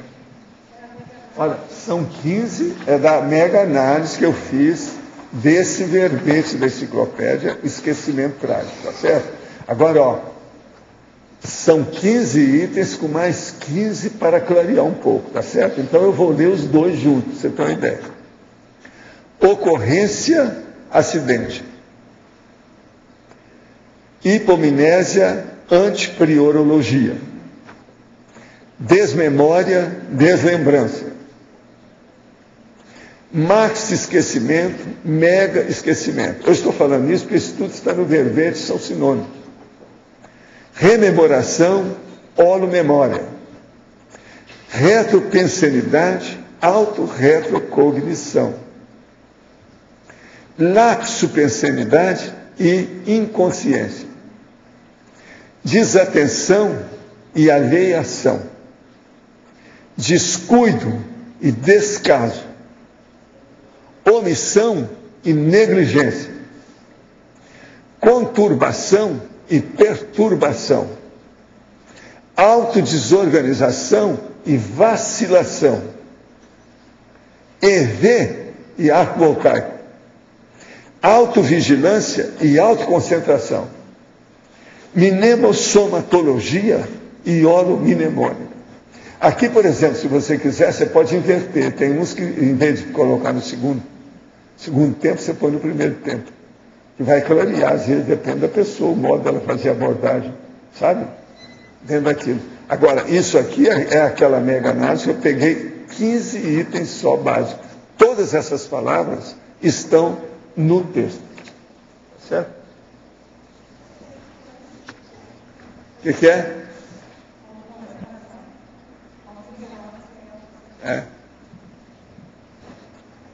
Professor, na página... Qual que é a sua revisão das duas páginas? Eu estou esperando, tá certo? Eu te dei antecipadamente, ele não pode reclamar, eu dei na frente de todo mundo para ele. Você sabe, né?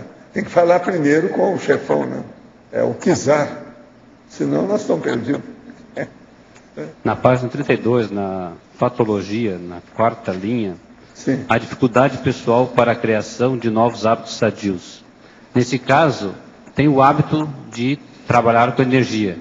E o hábito também de lembrar de trabalhar com energia no momento crítico. O que adianta você saber o EV se você nunca lembra de fazer? Não adianta nada. É isso que ele está chamando a atenção aqui com esse verbete. Outra coisa, é muita gente assim. Por quê? Afobação, dispersão, ansiosismo, precipitação, impulsividade. Aquelas palavras que eu vi falando aqui.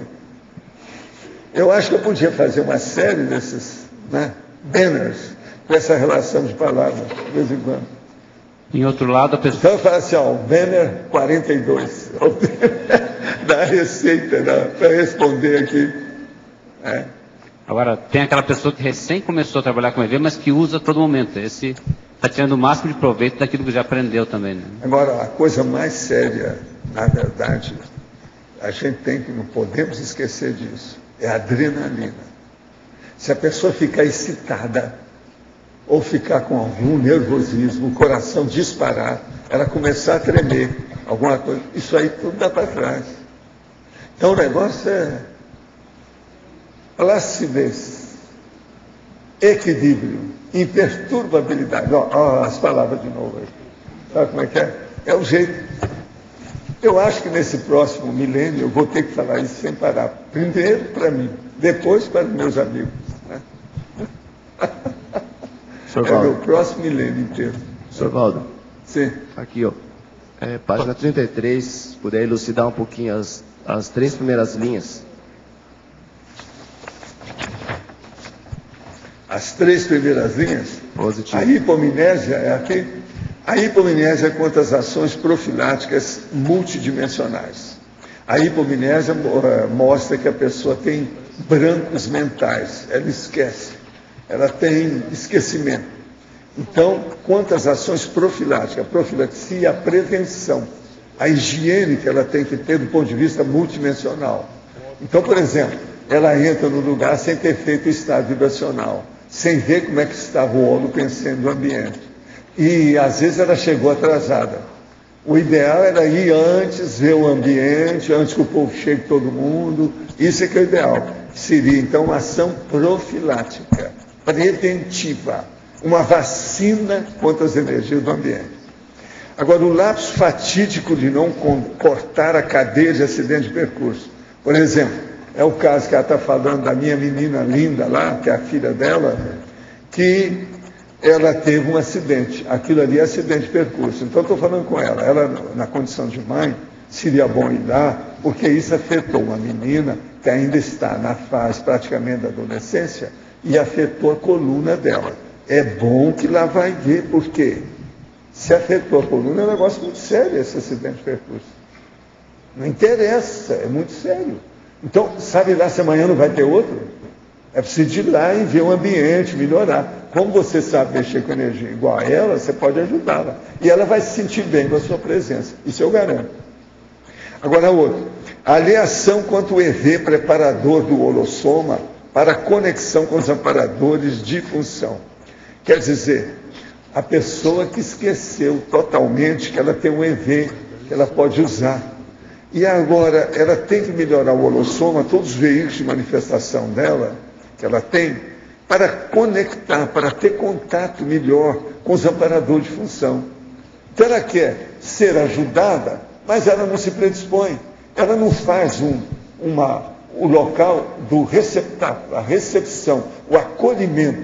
Nós chamamos isso de conceptáculo, que é a hora que ela vai receber para conceber alguma coisa boa, para criar alguma obra boa. Entende? Então, esse é que é o caminho. Eu acho que é isso que você queria, ainda tem mais um. A desvalorização da demanda assistencial multidimensional.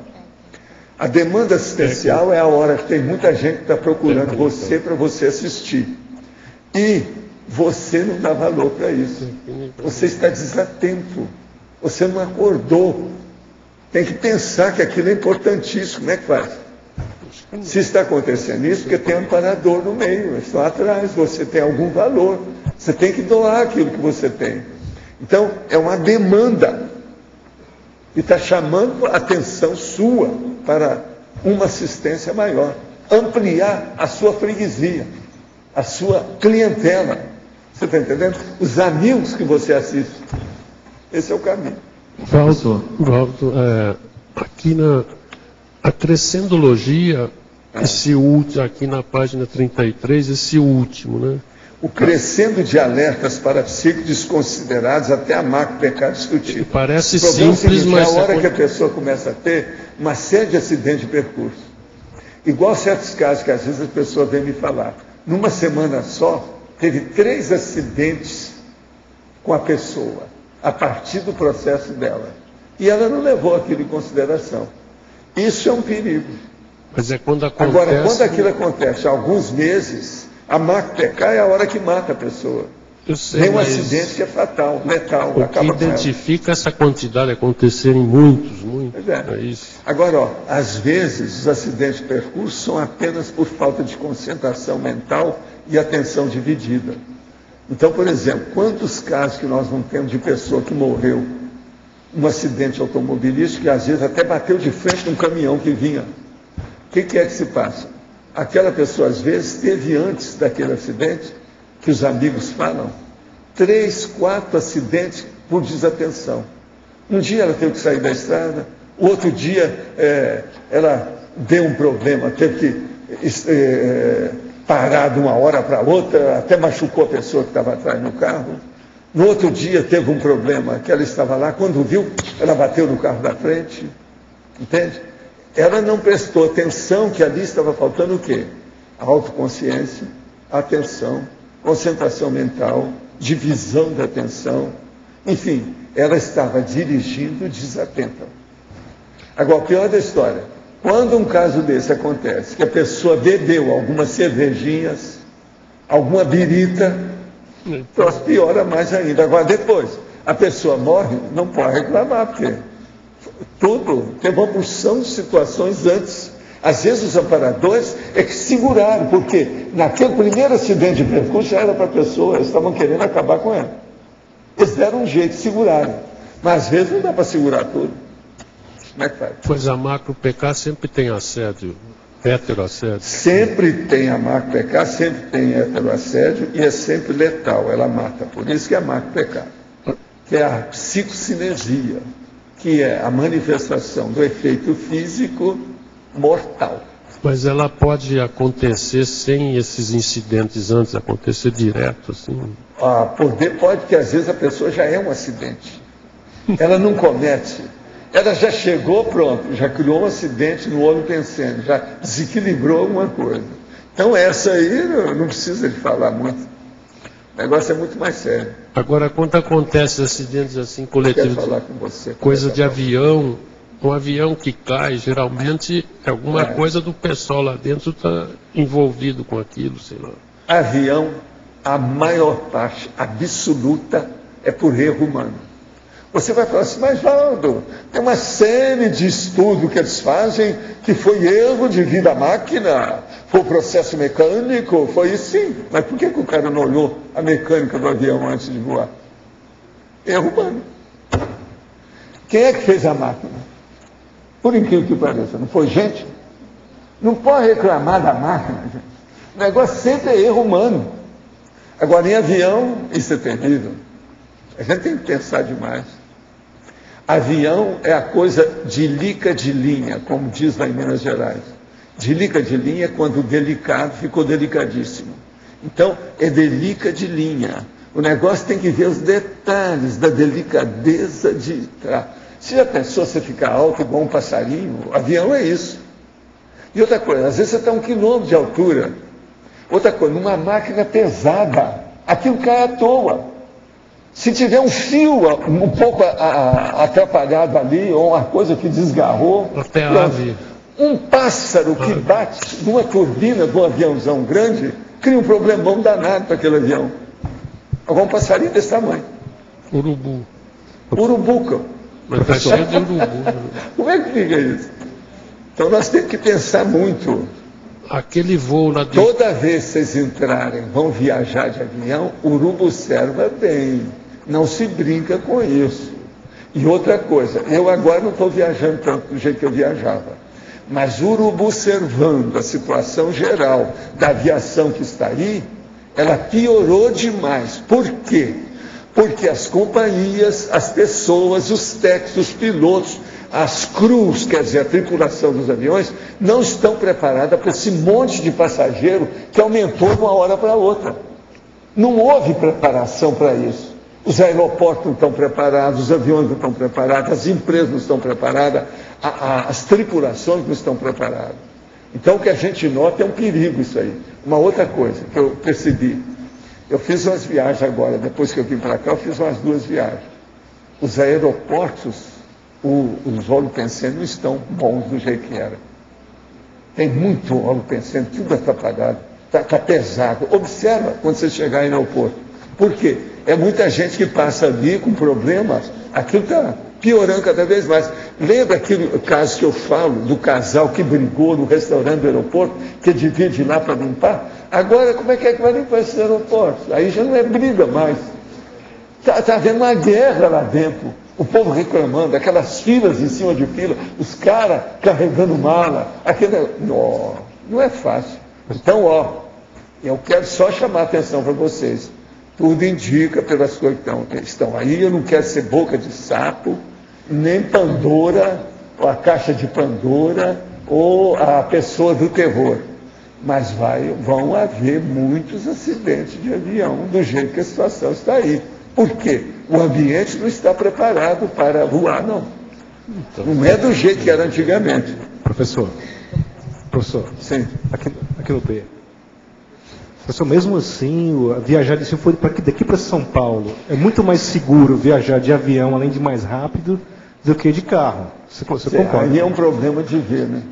Que existem determinadas estradas que estão boas. E depende também do piloto, né? O piloto do carro que eu estou falando. Porque tudo é o processo, é a pilotagem. Quem é que é o piloto do carro? Esse é o mais sério, porque esse é o que está junto de você ou é você. Mas e o piloto dos outros carros que podem colidir comigo também? Sim, o problema todo é a pessoa ter aquilo que eu falei, concentração, divisão de atenção, estar atenta, alerta, desperta. Ela não pode estar adormecida. Outra coisa, não pode ter desvio de atenção, porque a pessoa às vezes não tem. Então ela coloca música, coloca alguma coisa. Tem gente que atende até telefone e celular, né, dirigindo, isso é um perigo. Vamos, urubu, observar toda a viagem que vocês vão fazer, tá certo? A Terra, você sabe, amanhã inteira 7 bilhões de pessoas. Já não vai ser só falta de comida, não. Vai ter problema de avião, de carro, de carroça, até carroça vai faltar. Como é que fica? Nós temos que preparar para isso. Professor eu tinha falado da revisão do verbete do dicionário, eu acho que eu achei uma aqui. Na página 2. Sim. Mega desafiologia, segunda linha, tem explicitado... sim, a partir... eu tenho um espaço em branco, nós já falamos. Vê se tem mais aí. Nós não fizemos revisão, isso tudo aqui eu fiz lá, ele tirou a cópia e eu trouxe. Pode ser que tenha mais, eu ainda não examinei, ainda não fiz revisão final, não. Eu fiz de propósito para trazer do jeito que está. Agora, esse espaço já teve 3 pessoas que já viram. Vamos comigo. Professor, eu fiquei uma semana mais ou menos sem vir na tertúlia aqui, e hoje o senhor está mostrando o verbete, já vi outra vez também, do dicionário. A tendência é vir mais verbetes do dicionário juntos também? Não, é um povo aí que pediu para eu apresentar. Então, no domingo, como vem mais gente, a gente pode trazer um desses igual esse aqui de vez em quando. O que vocês acham? Vale a pena? Acho que sim. Eu perguntei aqui, a maioria achou que valia a pena. Então, agora, se vocês querem chumbo, vocês levam chumbo. Vamos levar. Porque até pode seguir um ritmo no futuro de ter um verbete do dicionário e um da enciclopédia também todos os dias, talvez, no futuro. Como é que é? Eu não entendi. No futuro, pode... O que é que ele falou? No futuro pode ser que a gente tenha, durante a mesma tertúlia, um verbete da enciclopédia e um verbete do dicionário também, se for o caso. Né? Eu já podia fazer isso, mas não vou fazer, não. Sabe por quê? Nós estamos cuidando de determinados processo aí que é da turma. Nós temos que ficar bem concentrado nos verbetes da turma. E outra coisa, depois de amanhã já tem mais 20 de vocês.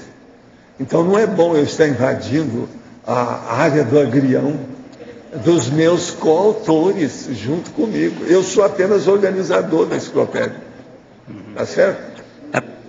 Então, isso aí já é um problema. Agora, eu quero pensar nisso. Vamos trazer, talvez, nos domingos, eu escolho um e trago. Agora, vou trazer tudo desse tipo assim, ó. Arrasa quarteirão e, vamos dizer, racha a cabeça e outras coisas mais. Que esse aqui, vocês devem pensar que não é fácil. O que leva o senhor a escolher um verbete assim, para a enciclopédia ou para o dicionário? Como é que o senhor... Não, porque eu, depois de vários meses, estabeleci agora o template. Como é que eu vou fazer? Todos eles vão ficar mais ou menos desse tipo aqui. Isso aqui é um tipo padrão. Bem, no máximo 2 páginas, no mínimo 4 tópicos, e às vezes vão ter também as listagens aí, a numeração. Agora, cheio de problema. Você tem uma ideia? Eu fiz aqui a mega análise disso aqui. Ele tem 2,3 ideias por linha. Entende? É muita coisa. Com 69 linhas, ele tem mais de 130 processos de ideias aí diferentes. Devido ao problema das enumerações, né? Essa concentração de ideias pode ser uma característica do dicionário mais do que do verbete ou não? Isso aí é que eu pretendo fazer, sim, porque ele é sintético. Toda síntese é uma concentração. Então, há uma compactação da ideia mais avançadinha. Entende? Agora, eu estou usando alguma das técnicas da enciclopédia, mas ele tem técnicas especiais bem características dele. Na introdução lá que eu tenho do dicionário, eu estou explicando isso tudo. Uma outra coisa. O dicionário tem muito processo holobiográfico, que o autor está falando, que esse aqui é só meu, eu não sou organizador dele, eu sou o autor. Entende? Já na enciclopédia já não tem, há uma diluição do processo da autoria, porque eu sou apenas organizador. Então isso tudo a gente tem que pensar. Dá para colocar isso no online, para quem é de fora, para também aceder? Pode. Se quiserem, pode colocar. Eu gostaria, quando eu for embora, de acessar. Pode falar com a turma para colocar, desde que acerte o espaço, porque senão o povo vai reclamar. Tem aquele espacinho ali que é bom juntar, senão eles reclamam. Porque comigo olham até o psicossoma do pingo do i, né? Então é preciso de olhar, né? Senão, não vai. Mas pode colocar, fala com a turma, se quiser, pode pôr. Tudo meu, hein? Já vai? Então tá. Então, ele acerta lá, entendeu, Roberto? Seria bom acertar o espaço a partir. Professor, aqui é a Rosa. O senhor fala na entrevista com a Apex que o processo do dicionário, que o senhor recebeu até uma comunicação da sua filha, né, a monja, e para fazer o dicionário de uma linguagem mais coloquial. Que mais coloquial. Mas com isso a gente pode aprofundar mais o assunto. Mas é esquisito e paradoxal, mas é uma verdade.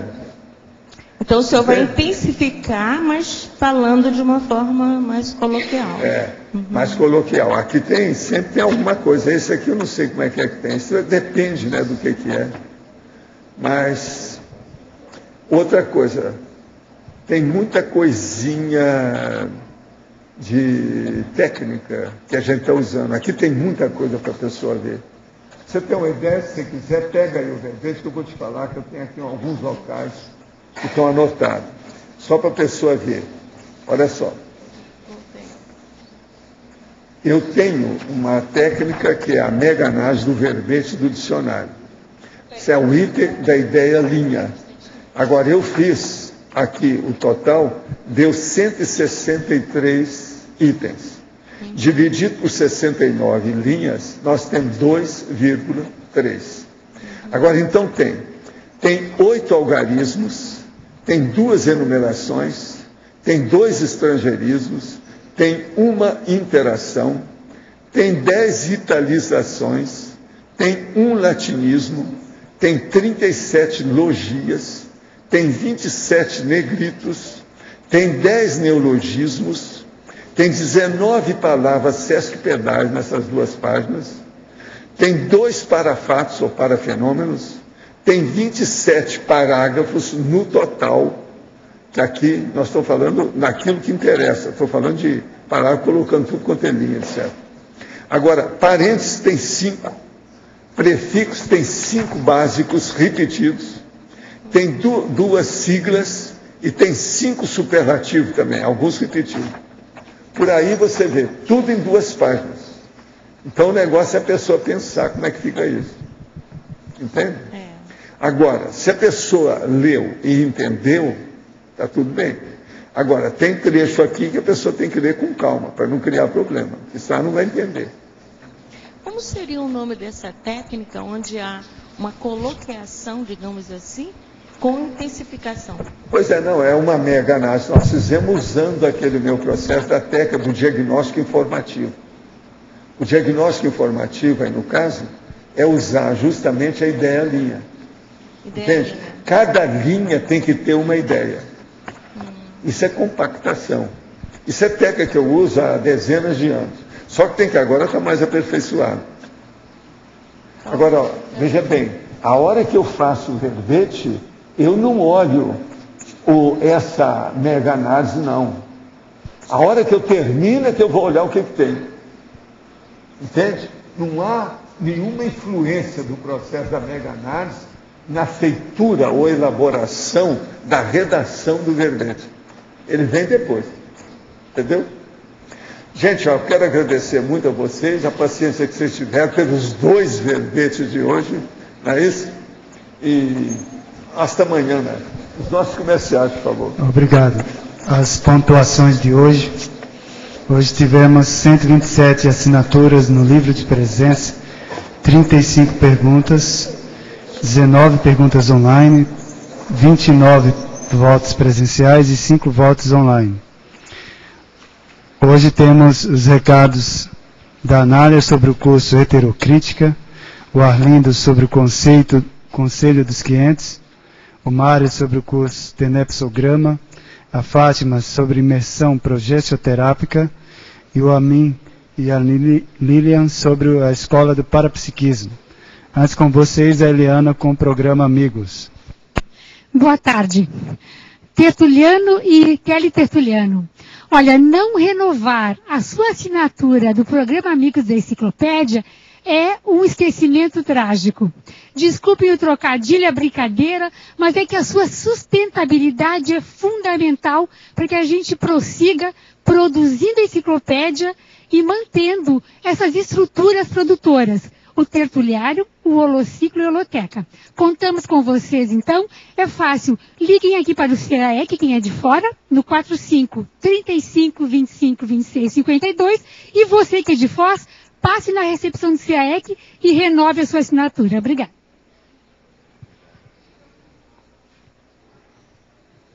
Bom, pessoal, boa tarde. Boa tarde a todos. Nós gostaríamos de enfatizar o convite aos tertulianos e teletertulianos para o curso Heterocrítica de Obra Útil, que vai estar ocorrendo agora no próximo sábado e domingo, 5 e 6 de novembro, no Discernimento. E vamos estar analisando o livro Quinto Poder, Consciência Social de uma Nação. Então, como o professor Valdo já enfatizou, a professora Anália e o professor Losch também comentaram rapidamente, é uma oportunidade muito boa da gente poder qualificar, né, o conhecimento e a prática que a gente tem sobre o processo do voluntariado. Vocês sabem, na nossa tradição, o trabalho é muito relacionado ao processo do castigo, né? Na perspectiva chinesa, já o trabalho está relacionado com o fluxo da natureza, quando o homem interage com a natureza. Então, a melhor forma da gente poder qualificar o voluntariado é a gente ter essa consciência, né, da retribuição e a consciência não da remuneração, mas a consciência da gratificação e da contribuição que a gente está fazendo. Então, fica aí esse convite para essa oportunidade e, parafraseando aqui a Eliana, será um esquecimento trágico aqueles que não vierem ao curso. Aproveitando só rapidamente até o gancho do verbete, o curso está na fatologia, se eu não me engano, né? Acabei deixando lá. Mas está lá, né? Participação no curso de heterocrítica de obra útil, né? Então, é uma oportunidade para quem não conhece o curso, para estar conhecendo o curso, analisar um livro, tanto o conteúdo quanto a forma, né? O que é consensual, o que é heterocriticado. Então, você trabalha bastante os atributos mentais somáticos nesse curso e a oportunidade de trabalhar uma temática tão importante para a gente e tá aprendendo aí uma leitura mais crítica. Tá? Então, fica o convite, só lembrando, né, a Patrícia e o Márcio estavam lembrando a importância, hoje a gente está com um mutirão de inscrição no curso e hoje está no preço promocional de R$130 o curso. Tá? Então, quem fizer inscrição hoje vai pagar esse valor aí. Tá bom? Então, espero vocês, quem quiser mais informação, aqui na recepção do CEEC. Tá? Obrigado. Olá a todos, convido a todos a participarem do curso Tenepsograma, que será realizado no próximo sábado e domingo em Curitiba. E para quem quiser fazer o Tenepsograma aqui em Foz do Iguaçu, será em dezembro, nos dias 23 e 24 de dezembro, aqui no Discernimento. Para maiores informações, quem quiser fazer o curso Tenepsograma em Curitiba, o telefone é 41 DDD 3233 5736. Telefone 41 3233 5736. Obrigado. Boa tarde a todos. O convite é em especial aos teletertulianos do Nordeste. Nós informamos que no dia 18, 19 e 20 de novembro, a OIC, em conjunto com a Intercamp, estará realizando o 20º Imersão Progestio Terápica. É um curso de campo que visa trabalhar com o processo da saúde consciencial, que visa trabalhar com o nível de lucidez e de autoconhecimento das pessoas interessadas. Esse curso não tem pré-requisitos, será realizado em Natal.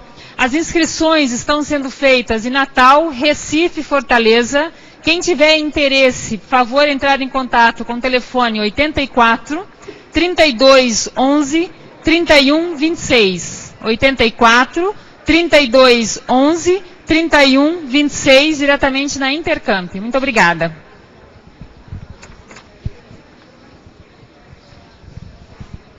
O Conselho dos 500, houve uma mudança de...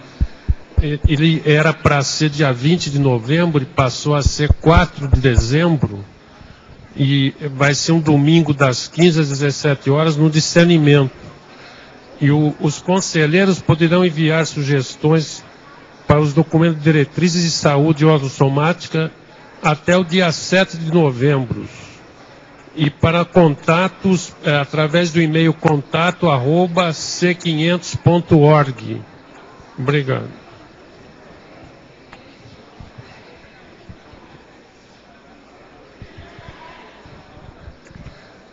Boa tarde a todos. O nosso convite é para a segunda turma da Escola de Parapsiquismo, que vai ter início em janeiro de 2012. A escola tem vários objetivos, um deles é o desenvolvimento organizado, sistematizado e científico do parapsiquismo.